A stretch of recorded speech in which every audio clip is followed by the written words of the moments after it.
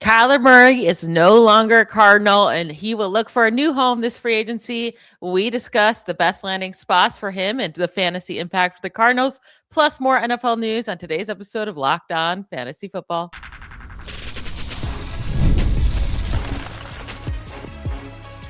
You are Locked On Fantasy, your daily NFL fantasy podcast. Part of the Locked On Podcast Network, your team every day.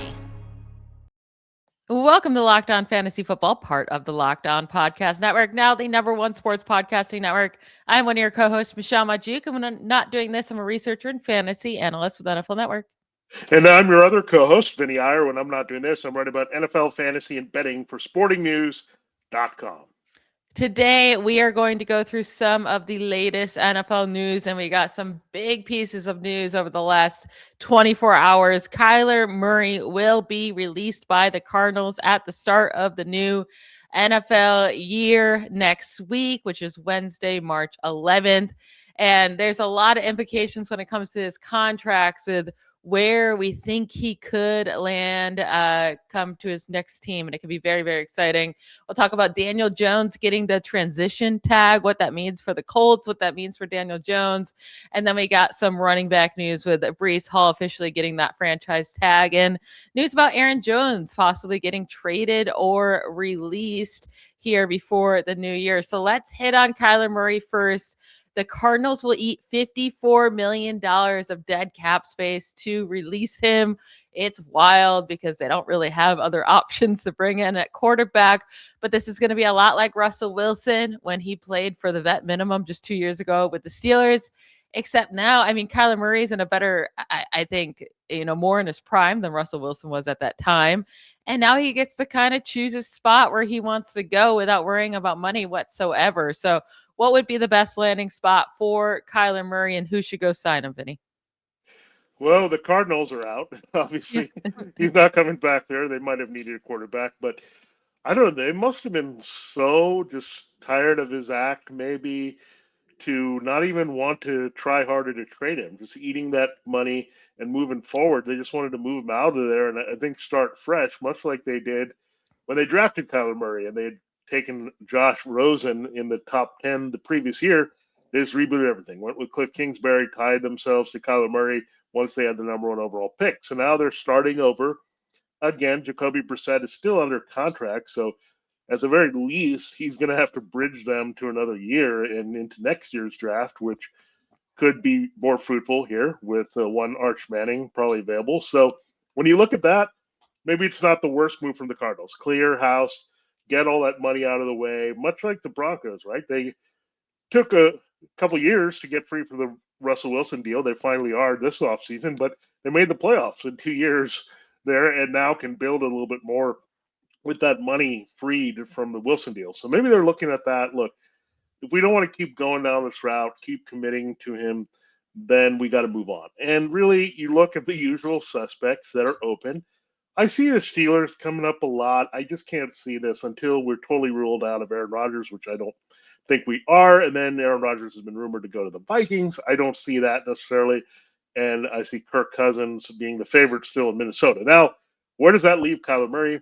Look, I think it comes down to the same teams that are talking about Malik Willis, the Jets, the Browns, the Dolphins. These are the same handful of teams that are looking at Willis. And I would much rather, I hate to say it, even though Kyler Murray was hurt last year and you know what you're going to get, I'd much rather take a shot on Kyler Murray, to be honest, at a very cheap salary than go after Malik Willis if I know I'm not going to win right away. So that leads me, Michelle, to the Jets because I think they know they're not going to win. They got to slowly piece this thing together again. They got to figure things out. It didn't work out with Justin Fields. That doesn't mean it won't work out with Kyler Murray. He's a different type of quarterback in terms of the size, but in terms of the skill set, running around and throwing ball downfield, there's a lot of that too. So I think the Jets are probably his best shot to start right away. I think maybe the Rams, if you look at that situation with Cliff Kingsbury now on that staff, that's the best place for him to kind of develop and get ready in case Matthew Stafford retires, and then he's a big fantasy boost. But I think the Jets by default have to be it. And It's not exciting, but I couldn't disagree with you more on this. I think Kyler Murray would have to have only the Jets reach out to him or the yeah. Browns for him to pick the Jets because money is not in consideration Yeah. at all. It doesn't matter how much money a team gives him. He can't make any more.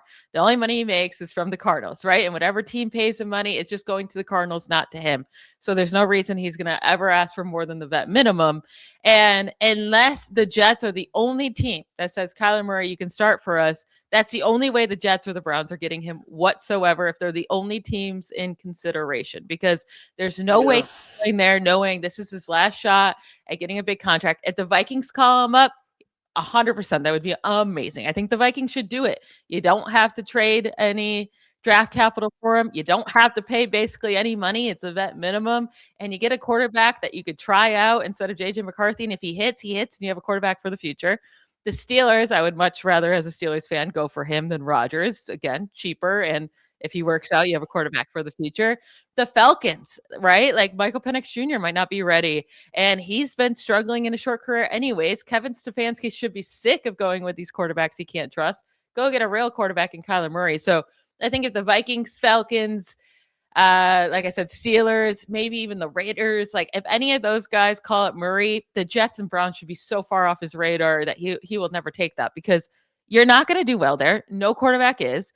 And then you're not going to get your next contract. So that would be really stupid of him. And the only way it would make sense if he was getting this massive contract for them, which he would not be getting, because that would make no sense. Yeah. So I can't see Murray ending up with the Jets or Browns at all. I think the Vikings would be absolutely amazing for him, though. Yeah, I'm going to counter with this though. If these teams really wanted, if a winning team really wanted him, or not winning, but I'll just say, I don't know if you consider the Dolphins organization all that much better than the Jets or Browns at this point. I get the Vikings are the landing spot, but you think if the Vikings had him on the quote first tier of JJ McCarthy type replacements, they'd be a little bit more aggressive to get him, knowing they wouldn't have to pay maybe as much to do it, and the Cardinals might eat money regardless, right? Just much like the Dolphins will probably have to eat some Tua Tagovailoa money in that contract so they can move him. So I'm not so sure Kyler Murray is a high demand quarterback. I don't know if he'll have this. Oh, I'm going to pick the team that I think you're just going to pick the team that says you can potentially start. Or if I were him, again, I would much prefer the Rams and sit, knowing that Matthew Stafford. I don't know if you're But going to my play the thing is, minimum long this is game. his hold Yeah, on. So this is his year to showcase what he could do without any team having to risk right. anything, right? So if he sits for a year with the Rams behind Stafford, then a team's going to have to pay him after that for him to Maybe it's get the his Rams opportunity. though.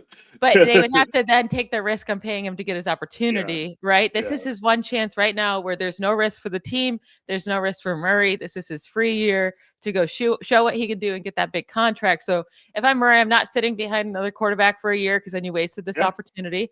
That's And fair. if I'm him, I'm not going to a bad team because then you're not going to get another contract. So another big contract, that is. So I really think it'll be the Vikings or the Falcons. As a wishful Steelers fan, I know it'll probably be Rodgers, but we shall see. I mean, a lot of things will happen here. We're going to see who the Cardinals new quarterback is. There's a lot of reports about maybe Jimmy Garoppolo landing there. I would much rather see Jacoby Brissett just be the starter there than Jimmy Garoppolo, but Garoppolo and Mike LaFleur are really good friends, and Mike LaFleur now Yeah, being the head coach. that would be interesting because those are the exact two quarterbacks when Tom Brady had his little Deflategate suspension in New England. Yeah. Jacoby Brissett and Jimmy Garoppolo are the guys who started all those years ago. So that would be an interesting reunion. I guess Garoppolo, you'd say, hey, he at least knows the offense coming from the Rams and Sean McVay and where LaFleur is. So that's the problem with Kyler Murray I have right now. Is I'm not so sure he fits in that Rams adjacent system, I want to call it, whether it's the actual Rams direct system that we just got booted from with the Cardinals and Michael LaFleur, or does he fit with Kevin O'Connell as not a traditional pocket passer? You look at Sam Darnold, you look at Kirk Cousins, those are guys who've done well there. So I'm not so sure it's going to be so robust, but I think I'll tell you this: I have not a good indication. I'm just going with a low bar with the Jets taking a shot. I have no good feeling on where he's going to land up, but I do have a better indication that I think it's probably going to be a Brissett Garoppolo type competition to be the Cardinal starter. I don't think they're going to invest a lot. You just got rid of this big contract. I think they're going to wait and see, bridge the year, traditional bridge year. And Brissett, again, did not play so poorly for her fantasy assets that were on the field. So I don't think it's the worst thing overall. I think the biggest thing now is like, can the Cardinals find that next running back, right? Without maybe James Conner, he's probably the next cut candidate if you look at it that is older. So I don't know. Like it could be a lot worse, I think, for the Cardinals than it is, knowing that we saw Brissett put up some numbers last year. Yeah, Brissett would be fine for us with Michael Wilson and Trey McBride. And I mean, he had some fine games with Marvin Harrison Jr. as well. So Brissett wouldn't be the worst thing ever in terms of fantasy. No, they're not going to win a lot of games, but that means a lot of maybe fourth quarter garbage time for them. We will get into now Daniel Jones. Let's transition to him because he did get that transition tag by the Colts. Doesn't mean he'll land with the Colts, but they get first say. We'll get into that right after a quick break. This episode is sponsored by BetterHelp. March is a time to celebrate women, especially around International Women's Day, and to recognize just how much they carry at work, in relationships, in families, and in all the unseen roles they step into every single day. It's easy to celebrate that strength, but it's also just as important to make space for their emotional well-being. And honestly, that goes for all of us. I think about my sister and how much she carries without always saying so. And it makes me think how many of us are doing the same thing, the roles we play, the expectations we carry, the pressure we don't always talk about. Therapy can help with all of that, creating balance, setting healthy boundaries, and supporting your overall well-being. With over 30,000 licensed therapists and more than 6 million people served worldwide, BetterHelp is the world's largest online therapy platform, and it works. Fill out a short questionnaire, get matched with a licensed therapist, and if it's not the right fit, don't stress. You can switch at any time. Your emotional well-being matters. Find support and feel lighter in therapy. Sign up and get 10% off at betterhelp.com/lockedon. That's BetterHelp, betterhelp.com/lockedon.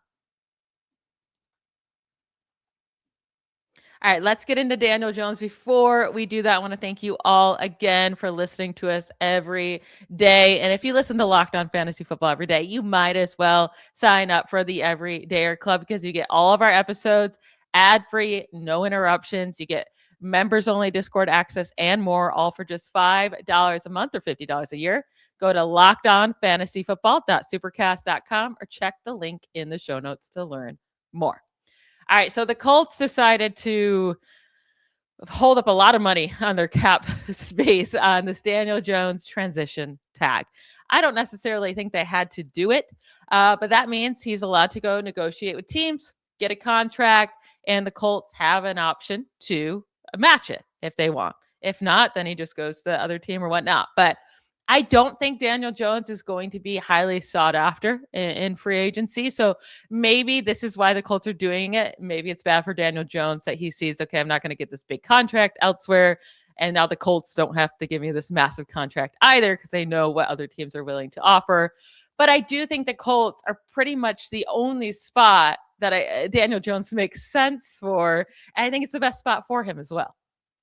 Yeah, it's kind of resetting back to last year. I mean, it's the same thing as like, where else would he go and be successful? I think it's this place. We know he's successful here because look, we saw his scoring last year. He was QB 12 on average there. So he was a QB 1 in terms of a starter that you could trust more weeks than not, of course, until he tore his Achilles. Then you can start him at all. But overall, he was a surprise. You could play him in a lot of weeks and be good about it. So I think you look at Daniel Jones. Look, Minnesota might want to redo. Oh, sorry, we let Sam Darnold go. Oh, we let Daniel Jones go. It looks like they do want to redo. We need another quarterback with J.J. McCarthy. Is it going to be Murray? Is it going to be Cousins? Is it going to be somebody else on the tiers that they're looking for? So I think that would be the only place you look at. Would Minnesota say, hey, you know what? He passed through our system. Can we get him back? If we can't get Cousins, we can't feel good about Murray. I don't know. There's all kinds of things you could look at, but I think they would maybe look at the veteran route with Aaron Rodgers more. That's the bigger rumor than going back to the Daniel Jones well if it's not Cousins. So when I look at this, I think Jones is going to be in Indianapolis, and I think it's a pretty good place for him. Now, we just have to be prepared for some changes. Looks like Alec Pierce, they've tried to negotiate with him, with the transition tag on Jones. It's not looking good. It looks like he's going to leave.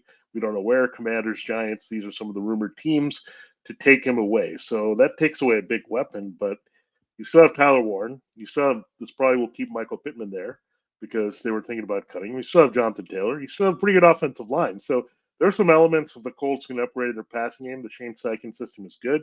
Jones can run. So look, you're not going to be excited. He's much like Bo Nix at the back end of QB1. So you're not going to be excited, but he's a nice option to have. Feel good about him trotting him out every week. If you're in a 2 QB or super flex league, you could do a lot worse than Daniel Jones. So I think Jones will stay put. I don't think you're right. I don't think the offers are going to come flying in there. That's why Indy felt kind of comfortable with the transition tag. And the other thing that keeps them from going to other teams, the Achilles, right? And they're not going to be as optimistic as the team that saw the injury and has seen him rehab, right? So that's the thing. It's like the other teams are not going to be there. So I think that's why they felt comfortable giving him the transition tag. He'll still make a nice $38 million, so it's very similar to the Giants deal he got a couple of years ago. So it's actually not breaking the bank when now guys at the top are making 16, 65 million. Yeah, the only thing that's going to hurt is they can't spread out that cap hit, right? It's would be all in 2026, which is going to hurt them from bringing in other guys, including Alec Pierce if they want to resign him. But I mean, they can figure that out. Yeah, I think the biggest thing here is the Achilles tear, right? That's why I don't think any other teams are going to be coming after him hard. And it's a risk for anyone going to give him a contract, including the Colts, because I mean, a big part of his game that he offers is his mobility. I mean, he's kind of sneaky, a really good runner, right? Yeah. And he offers a lot of upside there. He's not the best passer in the world. Like, I don't think he'd even be above average passer quarterback and among starting quarterbacks, but he's viable enough. He has a big arm. And then the rushing really helps that as well. I will say, you said he was the quarterback 12 on the year, but that's including week 14, which he tore his Achilles very early in that game. And they're including those points, right? If you just look from weeks 1 through 13, he was averaging 18.8 points per game. That was quarterback 7 on average in that span, behind only Josh Allen, Mahomes, Jalen Hurts, Dak Prescott, Drake May, and Matthew Stafford. So he was doing it up. It was coming down a little bit before the injury. Some tougher matchups, though, at Pittsburgh, against the Falcons, at the Chiefs, against that tough Texans defense. And it wasn't atrocious games. A lot of 15, 16-point fantasy days in there while he was scoring above 20 in most of those games from weeks 1 through 8. So I would like to say he's a sneaky fantasy option if he's back with the Colts. It's going to come to that Achilles tear. Does he feel comfortable running on it? You know, like, and the Alec Pierce, if they do lose him, that they're losing a big threat. They still do have Josh Downs, though, so maybe they turn him into more of that deep threat option. I think they have enough weapons for him, and I think they have a good enough offensive line. It just comes down to how can he perform the year after coming off the Achilles tear. Yeah, I mean, I'm not going to say I'm targeting him in drafts, but if he fell and I'm playing the matchups or doing a platoon or playing the streaming game, I would definitely look at Daniel Jones as one of those options because, yeah, he tore up some really easy matchups early in the season, including the Raiders game. I remember that. Some very favorable games early in the season. So the Colts schedule, really, everyone in the AFC South doesn't have the same schedule this year, but I think there's some viability there. I just wouldn't overdraft because, again, the QB scoring was down. I think he'll go up. And then Jones, in relation to the other, may not be in the top 12, even if he scores what he did this past year. So this is a guy to keep in mind. But deep leaguers, Superflex, 2 QB, I think you could do a lot worse than having him as your second option. Now, would you, so if you're in that, super flex league as your 2 quarterback, or if you're waiting long into the draft to take your first guy, would you rather go with Daniel Jones or Bo Nix, who you brought up earlier, or Jordan Love, Jared Goff, Baker Mayfield? Like, out of that group, would you prefer Daniel Jones? Because he was the best performer in fantasy last year on that group.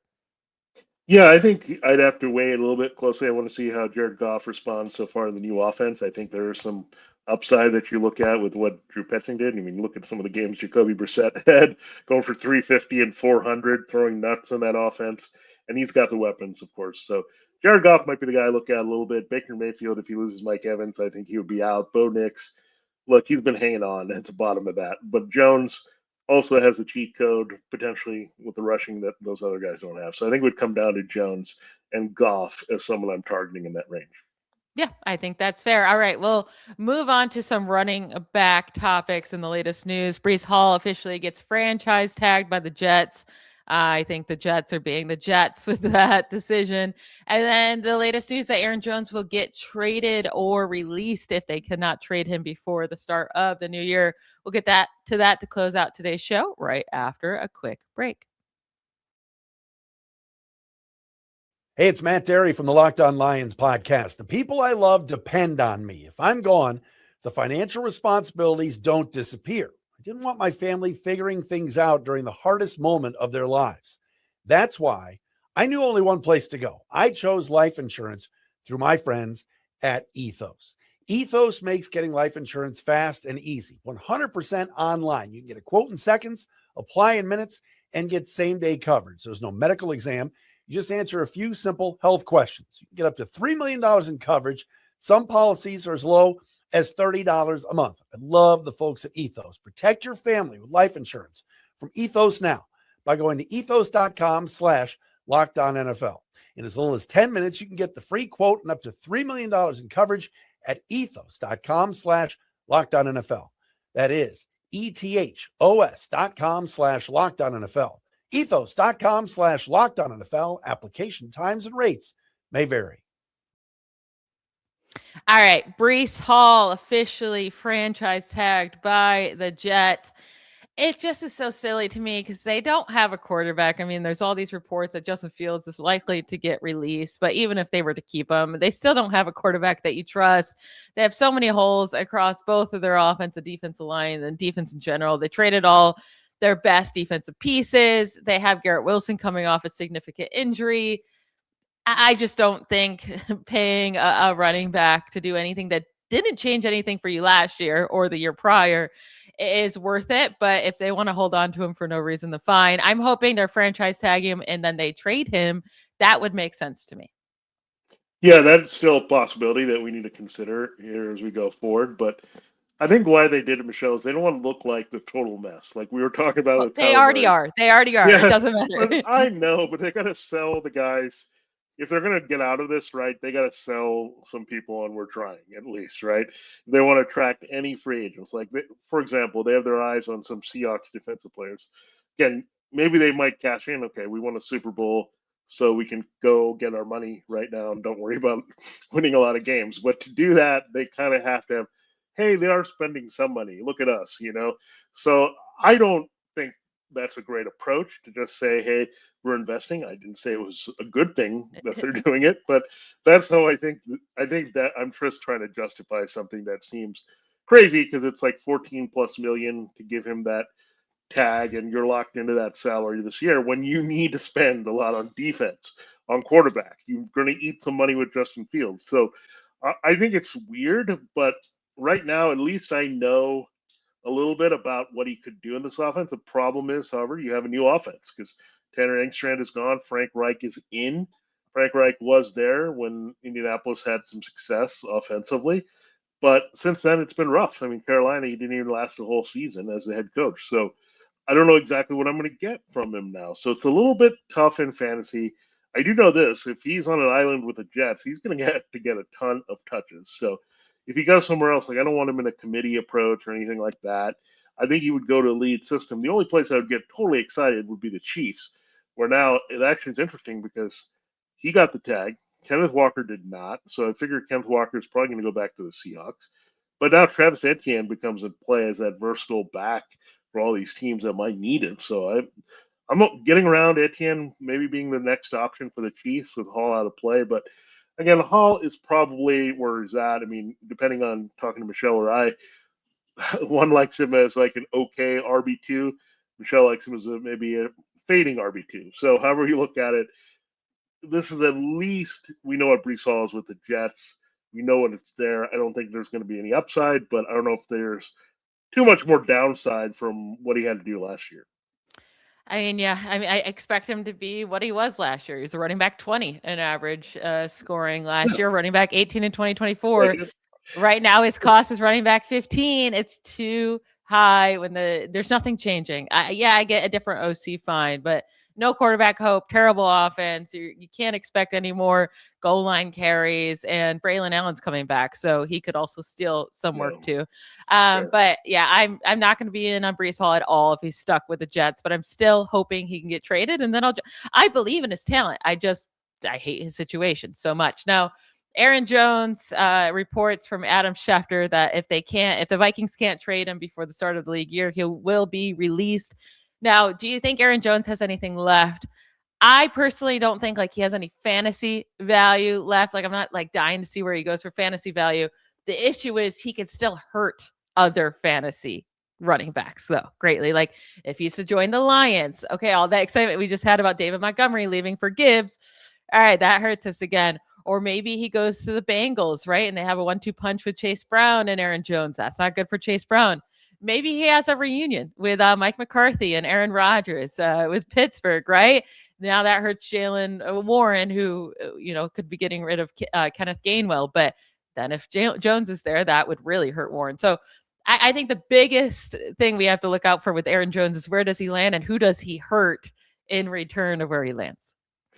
Yeah, it's a really good point. And you look at also maybe the situation. Say, I'll give another team out there. Like if he's behind Jahmyr Gibbs, I'm not too worried because Aaron Jones is just there if something happens to Jahmyr Gibbs. They're not going to be like, you know what, we need to get this older back that's limited on the field here with a guy who's explosive and can take any run to the house. Like that's what I would look at. But have you met NFL head coaches? They love to make stupid decisions. Yeah, they could do stupid things like that, but I don't see the Lions doing that. I don't see it. I mean, they wouldn't have moved so quickly on Dave Montgomery on the first taker if that was the case. So one thing I would look at is this Aaron Jones. The one thing about Jones is he's like that coach's back. He does all the little things well.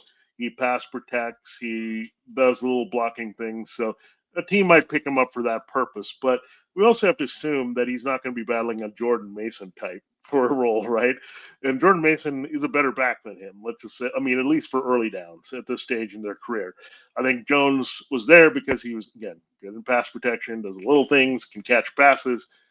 But you're right. Maybe he ends up with the Steelers because they might lose Kenneth Gainwell. Just watch for a little bit of a rotation go around. Now, the thing that would send everything in motion is Travis Etienne going to the Chiefs, because then you'd have maybe Rachaad White going to the Jaguars, and you have to have someone replace then White, which would be Tyler Algier, going to Zach Robinson. They could be a total like carousel of backup backs going everywhere. But it would not surprise me the least if Aaron Rodgers vouched for him because of those little things he does and gets him there as the Gainwell replacement, which I don't think would be terrible for Jalen Warren. I think Gainwell is a bigger thorn in the side for Warren's value than Jones is. So we have to wait and see. But standalone wise, let's examine that situation when it happens. But I'm not too worried because, again, Jones also is old and can't stay on the field himself. So I don't know how much of a reliable backup he can be. But again, those little things he does well is going to get him on the field somewhere, at least as a number two. But I don't think, let's not panic that he's going to cut into anybody's workload again.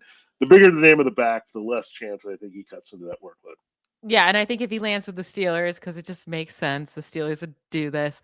And then, like, I would rather him kind of hurt the fantasy value of someone like Jalen Warren, who's already going to be a fifth, sixth round pick anyways, than hurt one of these guys that we have ranked top 12, like a Jahmyr Gibbs or a Chase Brown or someone like that. So we'll see where he goes, and we got to keep an eye. I mean, the Vikings now have a possibility to be a really good landing spot for a running back now too. I mean, Jordan Mason's still there, but we can see what happens because Jordan Mason could be beat out there. But that will be it for today's episode. Thank you for tuning in to Locked On Fantasy Football. Make sure you subscribe and follow so you get all the latest episodes. We will be back tomorrow. If you never miss an episode, make sure to sign up for the Everydayer Club. Episodes every day, ad-free, members-only Discord access, and more, all for just $5 a month. Head to lockedonfantasyfootball.supercast.com or to join the club, or just you can find the link in our show notes. And then for those of you on video, we're going to send you off to the first ever 24/7 National NBA YouTube channel. Or if you're on audio, make sure you make your second listen Locked On NFL Draft. We'll talk to you tomorrow. Bye, y'all.